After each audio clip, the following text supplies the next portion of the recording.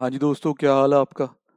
तो stock stories का जो सीरीज चल रहा है उसमें आखिर क्या है ये स्टॉक मार्केट, पार्ट 3 में आपका स्वागत है। बेटा पहले आज देख लेते हैं कि आज मार्केट किस तरह से बिहेव की, क्योंकि कल थोड़ा बहुत आपको बताया गया। ये देखिए जी, डाटा आपके सामने है। आज भी अगर आप देखें तो इंडेक्स काफ़ी, मतलब कि निफ्टी इंडेक्स की मैं यहाँ बात कर रहा हूँ, काफ़ी उछाल में ही रहा है। ये बुल्स आज भी हावी थे। तो आप देख सकते हैं कि यहाँ हमने दिखाया है कि भाई ओपनिंग जड़ा है वो 8973 पे है, फिर हाई लगाया इंडेक्स ने यहाँ तक का, लो ये था और इतने पे बंद हुआ। मतलब कि एक दिन के अंदर अंदर निफ्टी इंडेक्स में ये मूवमेंट आ रही है, इतनी। देख रहे हैं भाई। अब थोड़ा और डिटेल्ड में भी एनालिसिस करते हैं। जैसे कुछ बातें जो मैंने कल आपको करवाई हैं डिस्कस, वो इसके बहाने रिवाइज होंगी। जैसे ये देखें, आप एक चीज नोटिस करें यहाँ पे कि जैसे ये निफ्टी का आपको डाटा मेरे अकॉर्डिंग विजिबल होगा। हाँ जी। तो निफ्टी का जो पिछला क्लोज है, प्रीवियस क्लोज, ये देखो 8748.75 दिखाया। ओपन देखो 8973.05। यही कल समझा रहा था ना मैं आपको कि जहां मार्केट आज बंद हो गई कल उतने पे खुलेगी, ऐसा नहीं होता।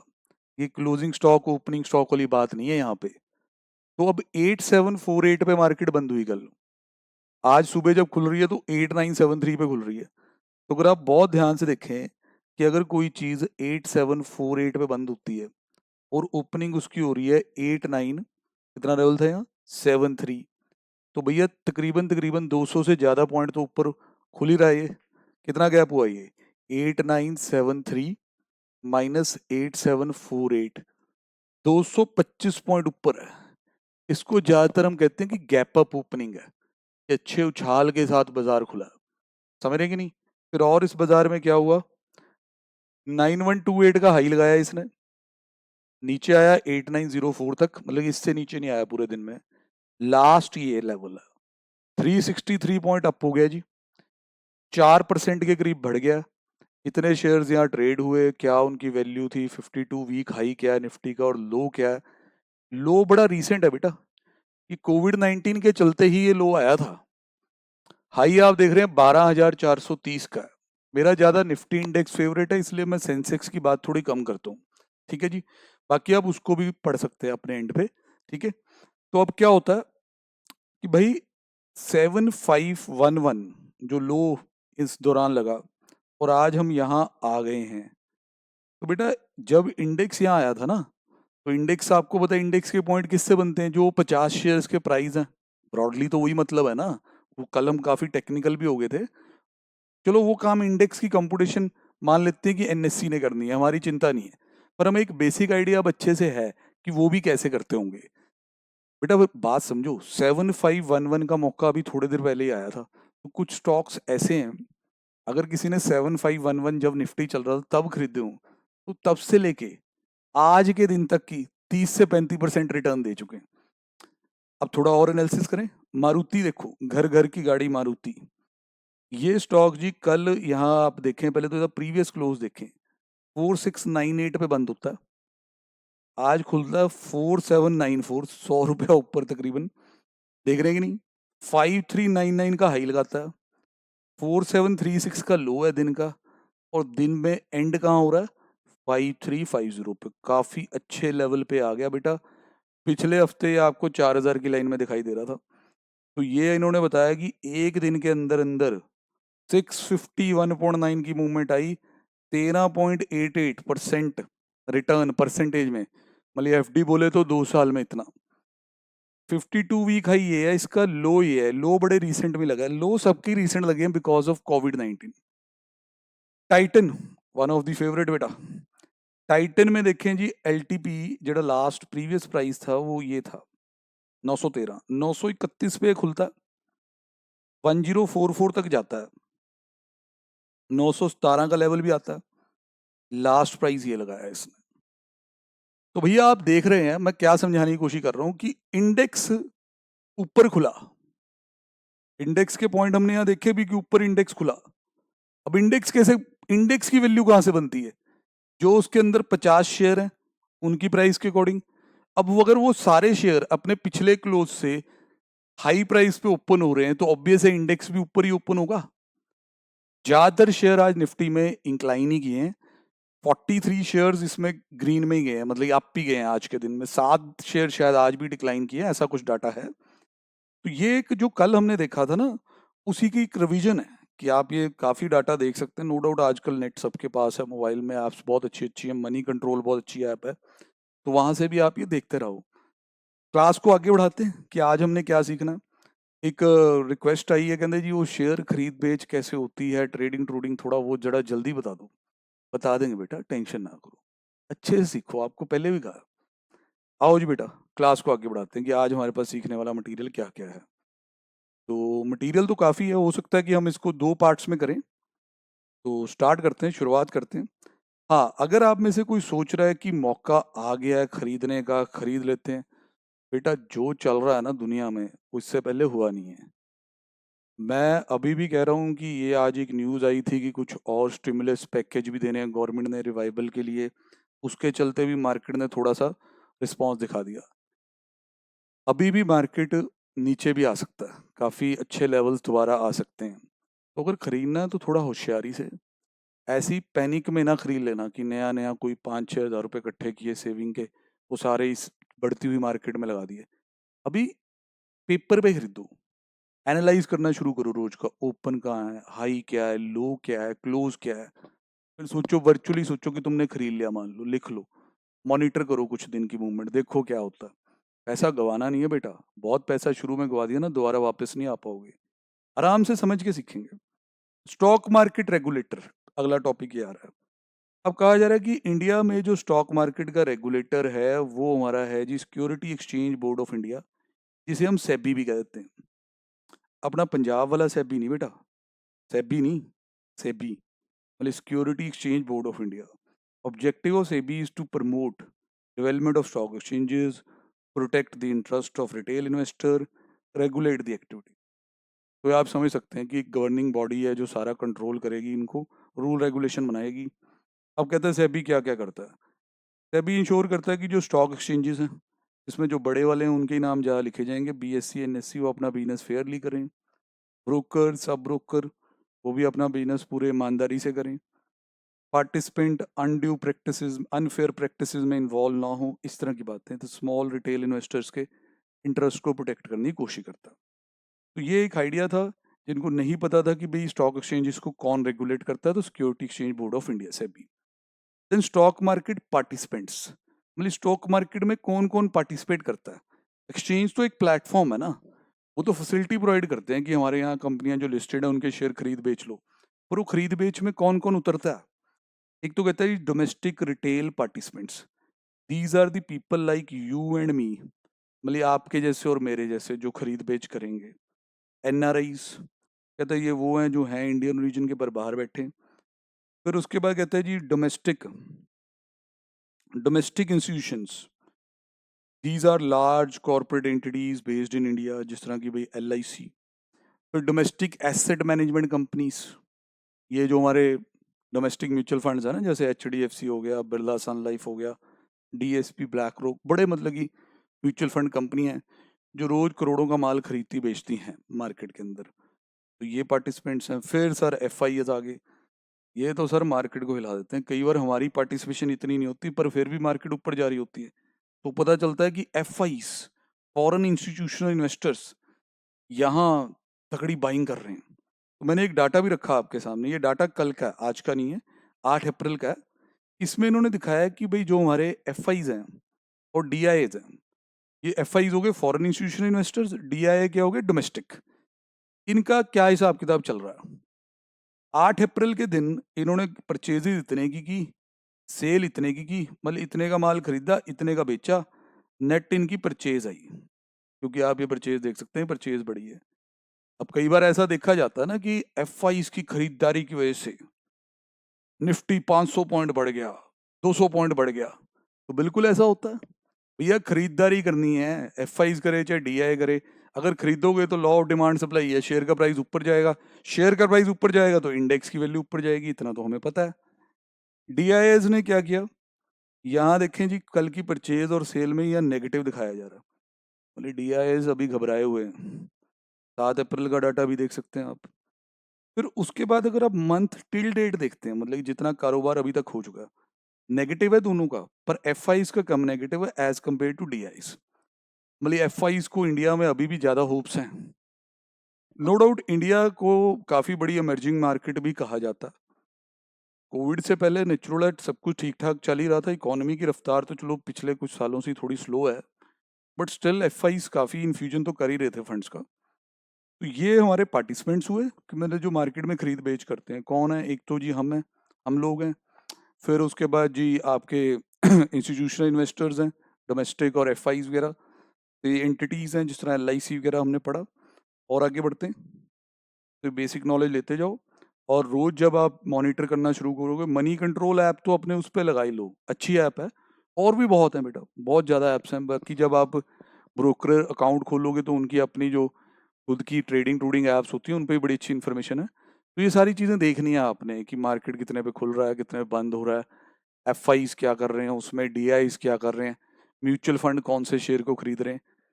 इस तरह लप्पेबाजी नहीं करनी है बेटा, समझ के ये नहीं कि 2 दिन 3 दिन सीखा और आप मार्केट में उतर गए।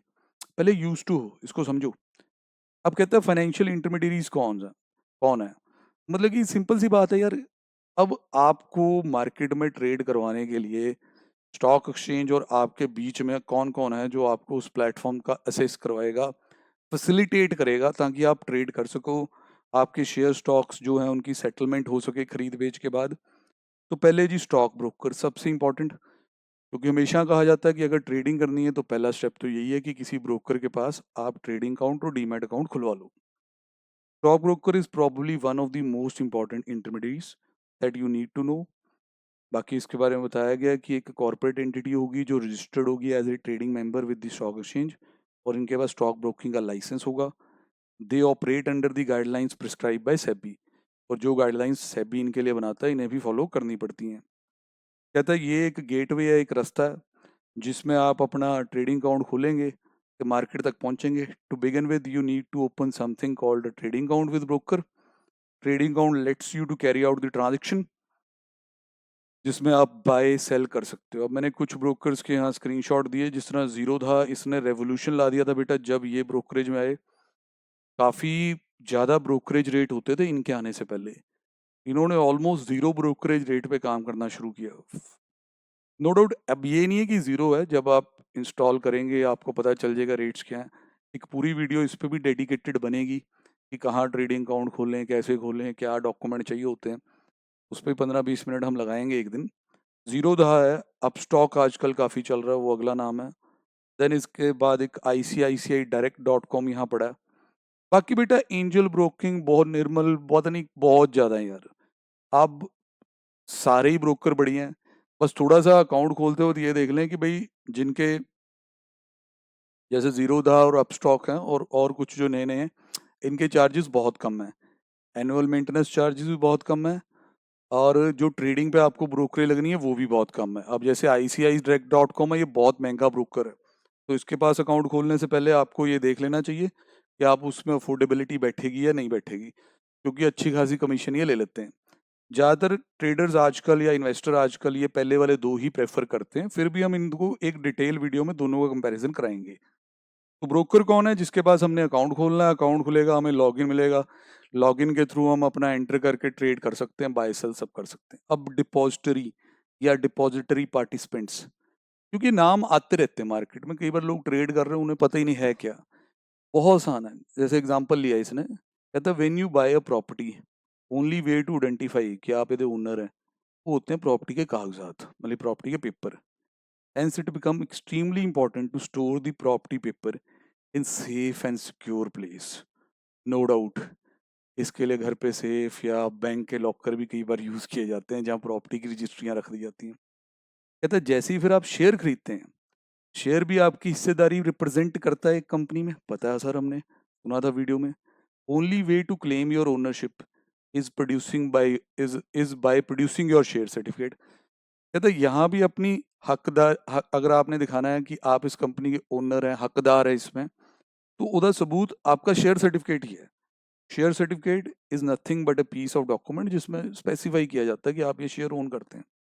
कहता 1996 से पहले, बिफोर 1996, शेयर सर्टिफिकेट होता था पेपर फॉर्मेट में। उसके बाद शेयर सर्टिफिकेट कन्वर्ट हो गए डिजिटल फॉर्म में, जो कि बहुत अच्छा हुआ।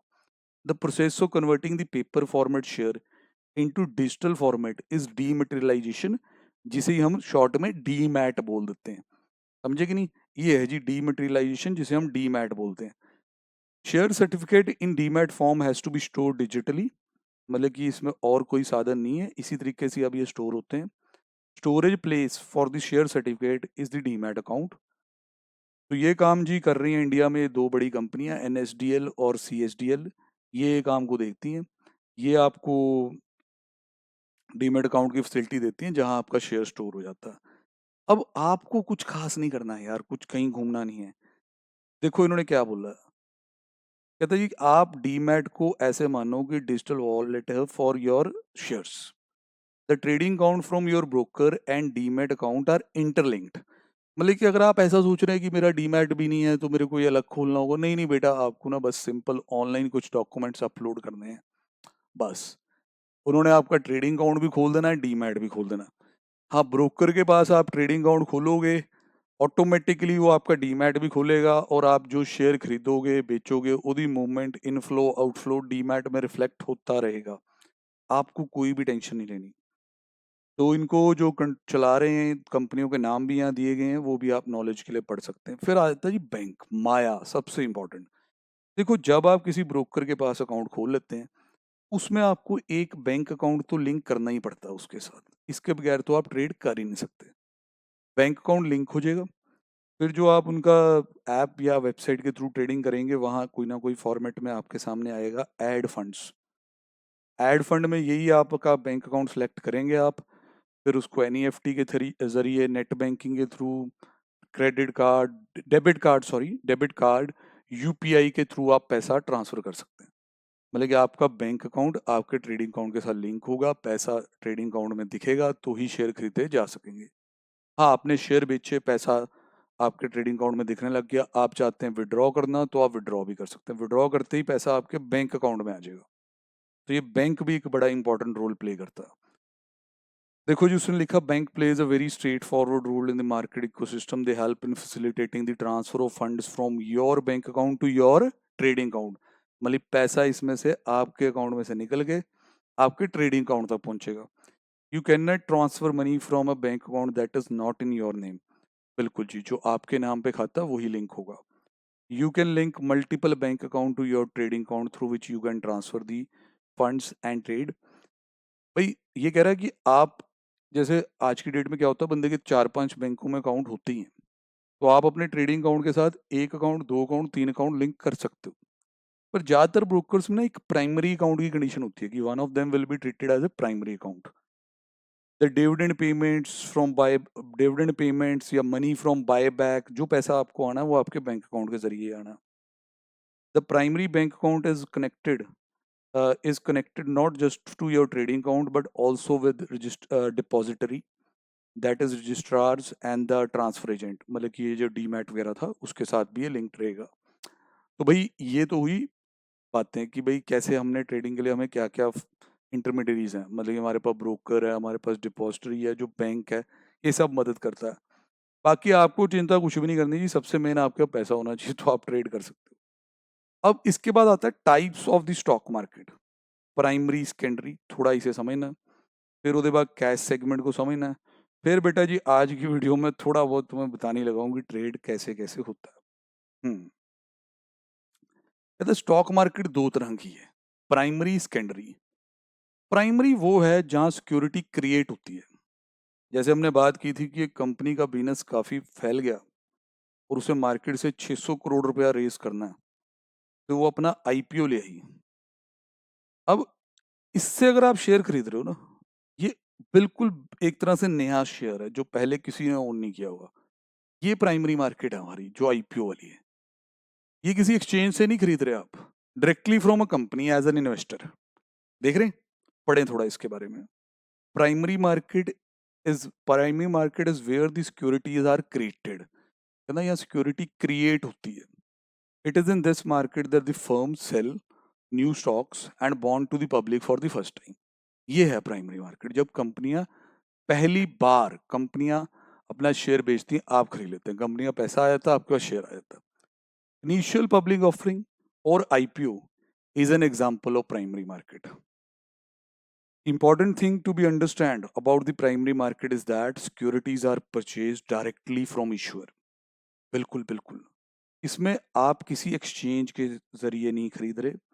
ये है जी कंपनी, मान लो एबीसी लिमिटेड, इसका आया आईपीओ, इन्होंने कहा हमारी 10 रुपये फेस वैल्यू की है शेयर की, पर हम एक शेयर के 32 रुपये लेंगे और मिनिमम आपको 100 शेयर के लिए अप्लाई करना होगा। भाई साहब मिस्टर एन ने ये 100 शेयर के लिए इसे अप्लाई कर दिया। अब ये एबीसी लिमिटेड इसे शेयर दे रही है। हाँ, इसमें भी क्योंकि अब डीमेटेरियलाइजेशन हो चुकी है, आपका डीमैट होना जरूरी होता है और आप अप्लाई करेंगे तो उसके अंदर अलॉटमेंट आपको आ जाएगी। ठीक है जी, वेरियस तरीके होते हैं जहां से आप अप्लाई इसके लिए कर सकते हैं। ये भी ज़्यादातर ऑनलाइन ही है, पेमेंट वेमेंट सारी। ठीक है, ये है प्राइमरी मार्केट।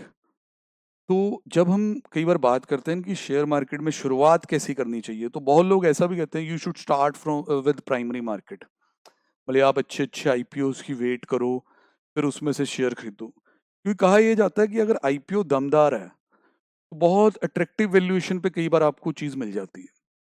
जैसे पीछे ही एक कल भी बात हुई, खैर उस शेयर की बात बहुत बार होती रहेगी। ये आईआरसीटीसी का जो आईपीओ आया, ये इंडियन रेल की कैटरिंग कंपनी है बेटा एक तरह से। तो ये आईपीओ बड़ा ही अट्रैक्टिव प्राइस पे था, मतलब कि कुछ 500-600 की रेंज में था ये। सभी पीछे दौड़ पड़े कि मैंने भी खरीदना, मैंने भी खरीदना, मल्टीपल लॉट सप्लाई कर दिए। कंपनी जितना माल बेचना चाहती थी उससे नंबर ऑफ टाइम अप्लाई कर दिया लोगों ने। तो अब मान लो अगर एक कंपनी 1000 शेयर बेचना चाहती है और लोग अप्लाई कर दें 30,000 शेयर के लिए, तो नेचुरल सबको शेयर तो नहीं मिलेगा, क्योंकि क्या हो गया, ओवर सब्सक्राइब्ड। तो मेजोरिटी लोगों का तो पैसा वापस ही आने वाला है। अब जिसको मिलेगा, मान लो उन्होंने रेट रखा 750, जैसे ही ये शेयर आपको अलॉट हो गया, उसके बाद कंपनी इसकी क्या करवाएगी, लिस्टिंग स्टॉक एक्सचेंज पे। स्टॉक एक्सचेंज पे जाके इसकी लिस्टिंग करवा देगी, एनएससी और बीएससी पे। आपको एक प्लेटफॉर्म दे देगी, भाई अगर तूने बेचना है तो बेच ले। अब तू बता, तेरे को 750 का मिला, दुनिया पागल थी इसके पीछे, तू 750 को थोड़ा ना बेचेगा। और तू बेचे तू तो 1000 मांगेगा, 1200 मांगेगा। यही बात है ना। तो प्राइमरी मार्केट एक मौका होता है कि कई बार वहां बहुत ही अट्रैक्टिव वैल्यूएशन पे शेयर मिल रहा होता है। तो बहुत लोग जब आप उनसे पूछेंगे कि मैं शेयर मार्केट में कैसे शुरुआत करूँ, क्योंकि बेटा आईपीओ के रूट से करो, वहाँ शेयर सस्ता मिलता है, आपको लिस्टिंग पे बहुत फायदा हो जाएगा। बंदे नाराज भी हो जाते हैं, सर फिर तो हमें आईपीओ की वेट करनी पड़ेगी, हमारे से तो हमारी तो फीलिंग ये है कि अभी ट्रेडिंग स्टार्ट कर दें, और फिर आईपीओ तो बड़ी बड़ी कंपनियों के कई साल पहले आ गए, तो उन्हें हम कैसे खरीदें। भैया उसके लिए फिर अगली मार्केट में चलो ना, क्यों नाराज हो रहे हो, सेकेंडरी मार्केट चलो। अब सेकेंडरी मार्केट में आप जी जेडी मर्जी कंपनी का शेयर खरीदो। अब आपने कंपनी से थोड़ा ना खरीदना है, कंपनी से तो ये मिस्टर एन ने खरीद लिए, अब यहाँ स्टॉक एक्सचेंज पे लिस्ट हो गए। अब ये मिस्टर एन करेंगे कि भाई मेरी डिमांड इतनी है, मैं ये रेट इससे मांग रहा हूँ कि इतने पैसे दो, आप अपनी बिड डालो, आप बोली लगाओ कि आप कितने पैसे दोगे। अगर आपकी बातचीत बनती है तो शेयर आपके पास आ जाएगा। तो अब रिलायंस का आईपीओ आए हुए तो कितने साल बीत गए, आईसीआईसी बैंक का भी कितने साल बीत गए, तो उनको हम खरीद नहीं सकते। खरीद सकते हैं, किसके थ्रू खरीदेंगे, सेकेंडरी मार्केट। और buying equity secondary market is commonly referred to as stock market. इसमें एनएससी, बीएससी और ऑल मेजर एक्सचेंजेस जो दुनिया भर में वो कवर हो जाते हैं। Definition of secondary market is that the investor trade among themselves.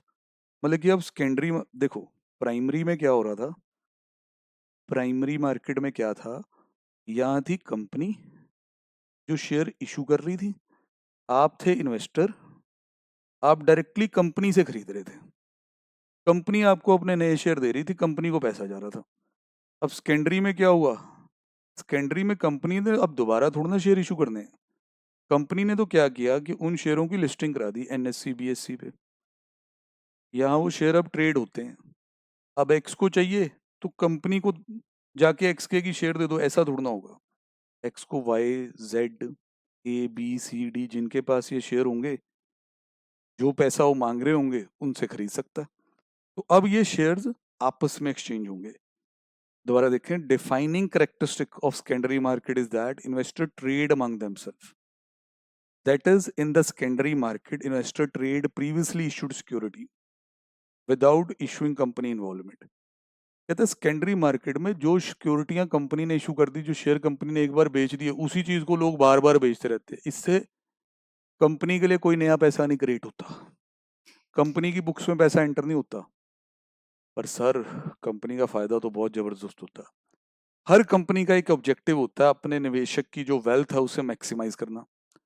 अगर आप आईपीओ लेके आए 750 का, तो शेयर हो गया 6 महीने में 1500 का। क्यों हो रहा है? क्योंकि आपने शेयर की लिस्टिंग कराई है, वहां लोग पागल हैं उसे खरीदने के लिए, तो उसका प्राइस डे बाय डे बढ़ रहा है। तो नो डाउट आपने अपना ऑब्जेक्टिव जड़ा है वो अचीव तो किया ना एज ए कंपनी। जैसे एक एग्जांपल दिया, कहता है if you go to buy Titan, कहता है अगर आप टाइटन को खरीदने जाते हैं, you are dealing only with another investor who owns the share in Titan. Titan is not directly involve in transaction, company का कोई इन्वॉल्वमेंट नहीं है वहां पे। आप किसी और बंदे के पास, जिसके पास वो शेयर है, उससे बातचीत कर रहे हैं, भाई ये मुझे बेच दे, क्या पैसे मांगता तू। तो ये दो ब्रॉड क्लासिफिकेशन तो हमेशा आपने सुनी है, primary secondary. Primary is basically the IPO market and the secondary stock exchanges. इसके अलावा भी बेटा बहुत तरह की क्लासिफिकेशन और भी होती हैं। जैसे कहता है जी, apart from this classification there are also different type of stock market in India and classification is made on the basis of the type of instrument. Both BSE and NSE have these type of markets. जैसे अब इसमें जी बड़ा important एक classification आ रहा है। जैसे ये cash segment है पहले, फिर डेरिवेटिव है। डेरिवेटिव को हम अगली वीडियो में कवर करेंगे। कैश सेगमेंट तो बहुत आसान है सर। देखो, कैश सेगमेंट तो समझना समझाना ही बड़ा आसान है कि जब कैश सेगमेंट में ट्रेडिंग होती है ना, suppose there is a share of Reliance 1230 रुपए पे। आपको रिलायंस का शेयर खरीदना है कैश सेगमेंट में, आपको 100 शेयर खरीदने हैं, तो 1230 रुपये एक का प्राइस है। 100 शेयर आपको खरीदने हैं बेटा, कितने के आएंगे सर? मल्टीप्लाई कर लो। कमीशन, ब्रोकरेज, रिलेटेड टैक्सेस सब इग्नोर्ड, 1,23,000 रुपये के शेयर आ जाएंगे। इतना पैसा आप दो, शेयर आपके 100 हमेशा के लिए, जब मर्जी बेचना, कोई कुछ नहीं कहेगा। नीचे चला गया होल्ड कर लो, ऊपर बहुत आ गया, टारगेट पूरा हो गया, निकल जाओ। पूरे पूरे पैसे देने हैं, बेचने पे भी पूरे पूरे पैसे मिल जाएंगे। ये होता है कैश सेगमेंट। बंदा कहता है सर फिर और इसके अलावा क्या होता है? सर देखते तो जाओ क्या होता है। डेरिवेटिव में तो पूरे पूरे लोग करियर बनाते हैं, तो उसकी बात मैं अभी नहीं छेड़ना चाहता, क्योंकि आज मेरे को आपको बेसिक ट्रेडिंग बतानी है, बहुत ज़्यादा रिक्वेस्ट आई हुई है। थोड़ा इसके बारे में पढ़ो क्या कहता। The first type of the market is the equity market और cash segment where stocks are traded. Simple line, in this type of trading the buyer of stock book a buying order with the bid price. के अंदर जो खरीदार है, जो buyer है, ये buying order place करेगा, क्योंकि खरीदना चाहता है, तो नेचुरल आप बाय ऑर्डर ही डालोगे। तो उसमें आप अपनी एक बिड प्राइस डालोगे। बिड मतलब आप बोली लगाओगे आपको कि मैं 100 शेयर रिलायंस के खरीदने के लिए तैयार हूं 1230 पे। है कोई? ऐसे लाउड स्पीकर पे नहीं लगानी बोली, कंप्यूटर पे, ऐप पे। क्वांटिटी में 100, लिमिट प्राइस डाल दिया 1230, ये आपने अपनी तरफ से बिड लगा दी। The order is executed through a broker at a negotiated ask price offered by the seller. भैया आप तो खरीदने के लिए तैयार हो, आपने बाइंग ऑर्डर डाल दिया, दूसरी तरफ से कोई सेलर भी होना चाहिए ना। सेलर फिर सेलिंग का ऑर्डर डालेगा, और जैसे खरीदार जो बिड लगाता है, जो बोली लगाता है, उसे बिड प्राइस कहते हैं। सेलर जो डिमांड करता है कि मैं इतने पे बेचूंगा, उसको क्या कहते हैं? Ask price, bid ask. कभी भी देखना, जब मार्केट चल रही होती है या बंद होने के बाद भी बिड और आस्क का डाटा आ रहा होता है। हाँ, लाइव मार्केट में डाटा बड़ा फ्लक्चुएट करता है। जैसे मैं आपको एक एग्जांपल दूं समझाने के लिए, जैसे RIL का LTP आ रहा हो, LTP आ रहा हो 1235। LTP का मतलब लास्ट ट्रेडेड प्राइस, ठीक है। और सुबह के बजे मान लो 10:15। आपका मन बना कि आपने रिलायंस खरीदना, आपने बिड डलवा दी, मैंने 100 शेयर खरीदने हैं जी, और आपने कहा जी इस रेट पे नहीं खरीदने, 5 रुपए नीचे खरीदने हैं। अब कोई बंदा दूसरा है, उसने बेचना है, वो कह रहा है मैंने 100 बेचने हैं, पर मैंने तो इतने पे बेचने हैं। तो इस वक्त तो ट्रेड एग्जीक्यूट ही नहीं होगा। जब आप ऑर्डर प्लेस करोगे ना ऐप पे, ऑर्डर चला जाएगा, फिर आप चेक करोगे कि आगे मेरे शेयर, वहां लिख के आ रहा होगा पेंडिंग, क्योंकि आप इस रेट पे खरीदना चाहते हैं, बेचने वाला ये प्राइस मांगता है। फिर आप देखते हैं कि यार ये तो प्राइस टूट ही नहीं रहे, इतने में कोई और आ जाता है जिसे लगता है कि यार भाई ठीक है, मैं 100 शेयर इसे बेच देता हूँ, क्योंकि एक ही बंदा थोड़ा ना मार्केट में सेलर। तो वो कहता है यार मैं 1232 मांगने हैं। बंदा कहता है चल यार 2 रुपए बढ़ा, अब आ रहा है, खत्म करते हैं इसको। तो ये सब कुछ बहुत फास्ट होता है, there is multiple bid and ask, order executed सीधा लिख के आ जाता है। तो ये यहाँ ये कह रहा था कि जो कैश मार्केट में ट्रेडिंग होगी उसमें आप बिड डालेंगे, ऑर्डर एग्जीक्यूट हो जाएगा, जो आस्क प्राइस पे नेगोशिएशन होगी। In most cases deal is closed और stock are brought at the best available ask price. Suppose, क्योंकि आप देखो ना, रिलायंस तो जो मैंने नाम लिया है बड़े वॉल्यूम में ट्रेड होने वाला शेयर, आपने मान लो जी 1200 share, sorry 100 share market rate पे खरीदने की बिड डाल दी। मार्केट रेट पे, मार्केट रेट का मतलब होता है कि ये 1230 नहीं बोलना, जो मार्केट में है उस रेट पे दे दो। तो जो बेस्ट पैकेज होगा ना, सॉफ्टवेयर कोशिश करेगा कि आपके लिए बेस्ट रेट ले आए, मतलब कि शायद आपके लिए वो यही सिलेक्ट करके ला दे। ठीक है जी। तो इस तरह सब अगर हम करना चाहते हैं तो मैं इसमें एक लाइव ट्रेडिंग सेशन भी रखूंगा कि जिसमें हम ट्रेड करेंगे, देखेंगे कि ये बिड और आस्क कैसे होती हैं। पैसा मेरा, प्रॉफिट नुकसान जो भी होएगा वो भी मेरा। ठीक है जी। पर तुम्हें थोड़ा सा सिखा लूं पहले यार, बात ये है। अब कहते हैं जी, in this type of trading the buyer pays the entire amount of the value of stock that is determined by multiplying the number of stock with the current price. जैसे 100 शेयर खरीदने थे भाई, 100 शेयर खरीदने थे और 1230 पे सौदा लग गया, तो हमारा जो बायर है वो ये पूरे पैसे पे कर देगा। Buyer will pay this much and he will get 100 shares. बंदा कहता है सर फिर यही होना चाहिए। हाँ जी सर, कैश मार्केट में तो यही होता है।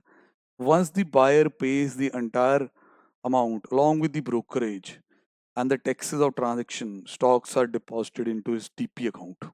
डीपी अकाउंट वही आपका डीमैट जो डिपॉजिटरी के पास है। इस तरीके से हमारी कैश मार्केट चलती है। आपने पूरे पैसे दे देने हैं, शेयर आपके डीपी में आ जाने हैं। एकदम से नहीं आएंगे, T+2 होता है नॉर्मली, थोड़ा टाइम लगता होता है उसमें आने में, बट शेयर आपको मिल जाएंगे। फिर आप जितने मर्जी लंबे समय के लिए रखें वो आपकी इच्छा होगी। डेरिवेटिव में आज नहीं करने वाला, नहीं तो फिर जो तुम कह रहे हो ना वो रह जाएगा। तो बेटा शुरू शुरू में जब तक हम डेरिवेटिव की बात ना करें, दो तरह की ट्रेडिंग पॉसिबल है, इंट्राडे ट्रेडिंग है और डिलीवरी बेस्ड ट्रेडिंग है। Sir intraday is very very risky.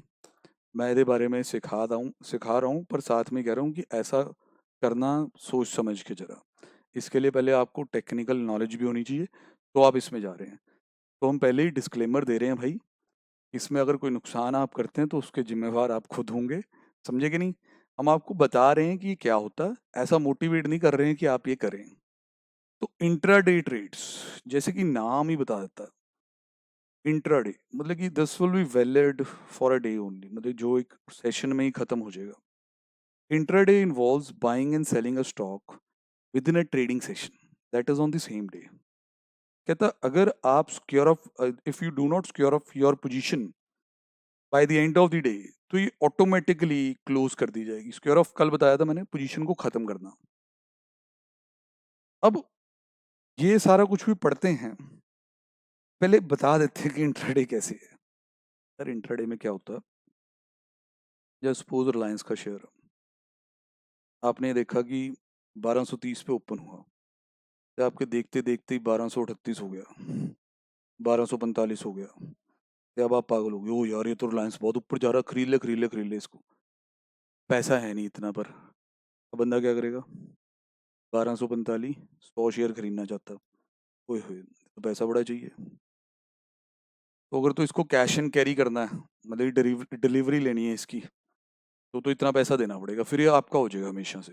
पर जी आपने आज के लिए गेम खेलनी है, इंट्राडे गेम ही कहता हूँ मैं तो इसे, तो आपको ना एक मार्जिन मनी रखनी पड़ेगी अपने खाते में, बस मार्जिन मनी रखनी पड़ेगी बस।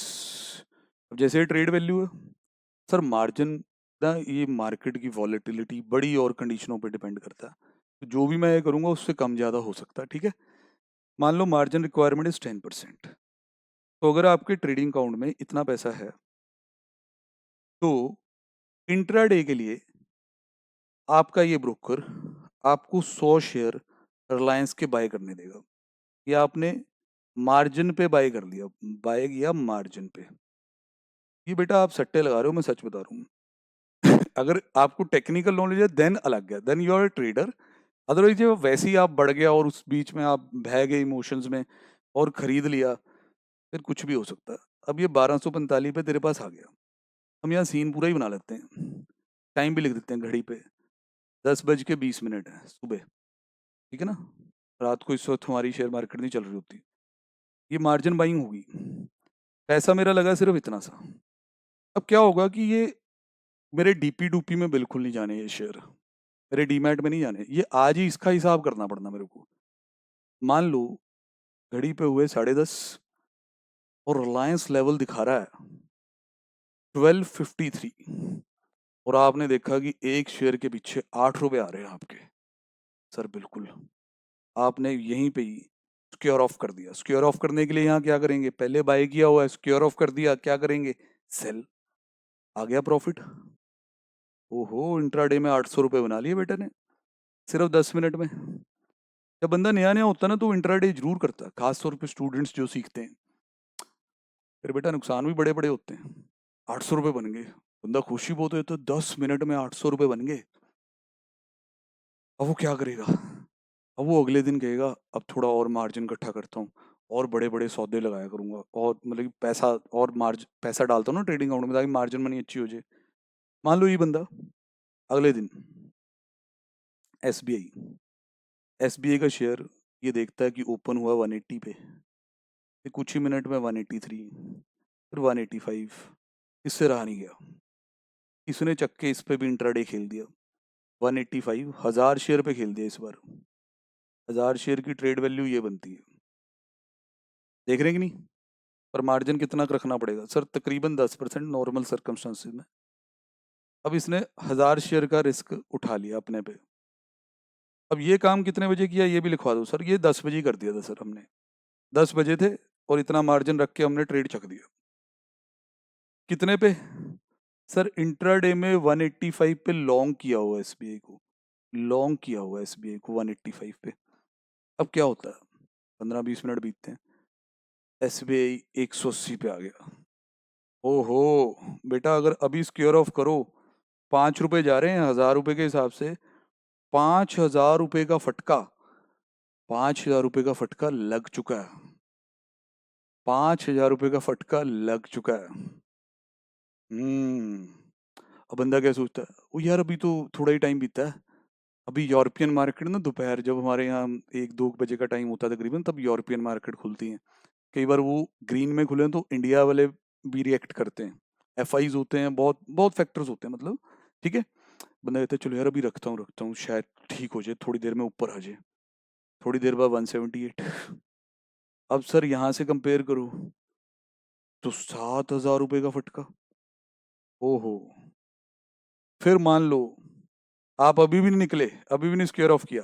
इंट्राडे ट्रेडिंग के रूल होते हैं टारगेट और स्टॉप लॉस, मतलब आपको टारगेट भी लेना पड़ता है कि 185 का खरीदा है, टारगेट मेरा मान लो 188 है, स्टॉप लॉस मेरा 183 है, तो वहां जैसे ही नीचे गया तो आपको निकलना होता, नहीं तो बर्बाद हो जाएंगे बेटा 2 ट्रेड में।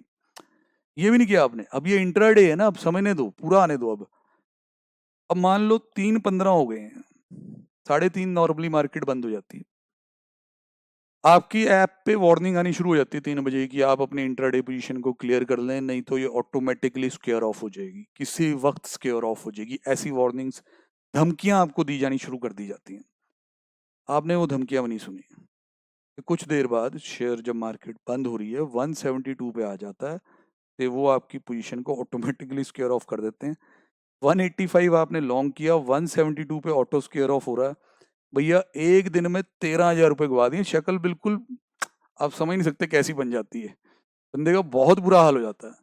तो ये तो बेटा जी रिस्की काम है, अगर ये करना है तो इसके लिए या तो आप पहले बड़े एक्सपर्ट बने, टेक्निकल एनालिसिस सीखें पहले, तो मैं ये कहूँगा। फिर भी रिस्क रहेगा, डिसिप्लिन फॉलो करना पड़ेगा, स्टॉप लॉस मान के चलना पड़ेगा कि ट्रेड मेरा गलत जा सकता है, मैंने 185 पे खरीदा, मैंने 183 का स्टॉप लॉस रख लिया।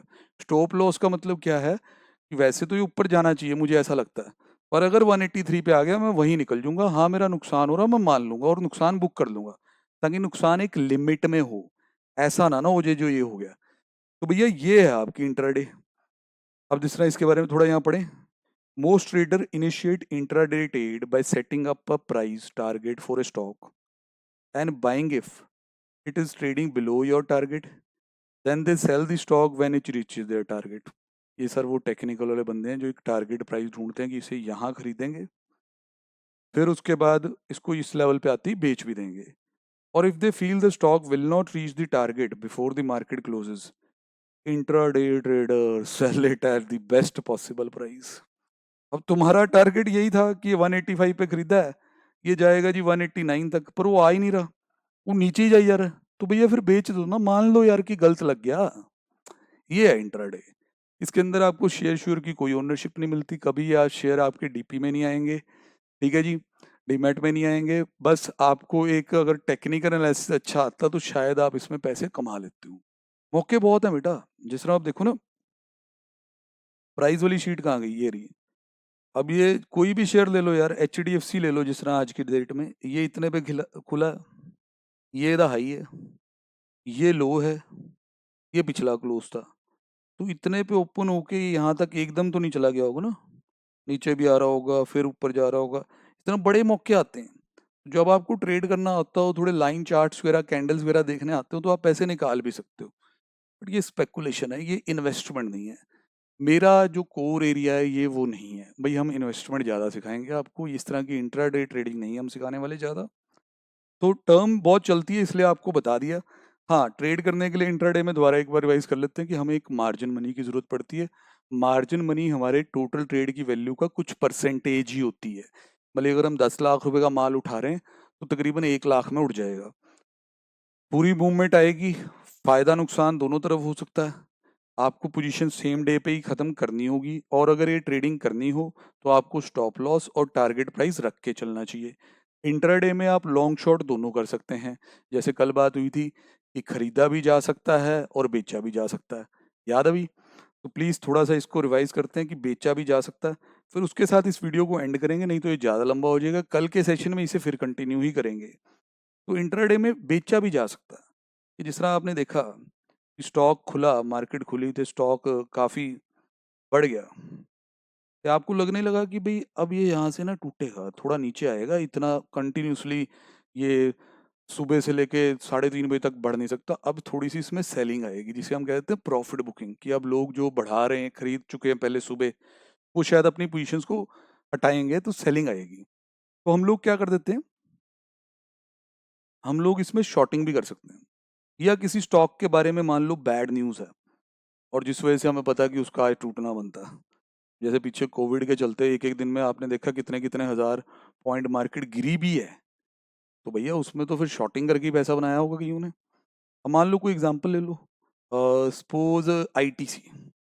आईटीसी वैसे तो अच्छा शेयर है, बट हमें लग रहा है कि नीचे जाने वाला अभी ट्रेडिंग सेशन में। मान लो 170 पे हमने इसे शॉर्ट कर दिया, याद है ना, हम शॉर्ट भी कर सकते हैं। और अगर शॉर्ट किया तो पोजीशन स्क्योर ऑफ करने वक्त क्या करना पड़ेगा, याद कराओ, सर बाय करना पड़ेगा। अब तूने यहाँ सेल किया है, अब ये तू तभी यहाँ ऐसा कर रहा है इंट्राडे में जब तेरे को उम्मीद है कि ये नीचे जाने वाला है। सपोज तेरे ये शॉर्ट करते ही 170 पे शॉर्ट करते ही 15-20 मिनट बीतते हैं और ये 165 के लेवल पे आ जाता है। बस निकल जो, बहुत है, 5 रुपए तो बहुत है बेटा।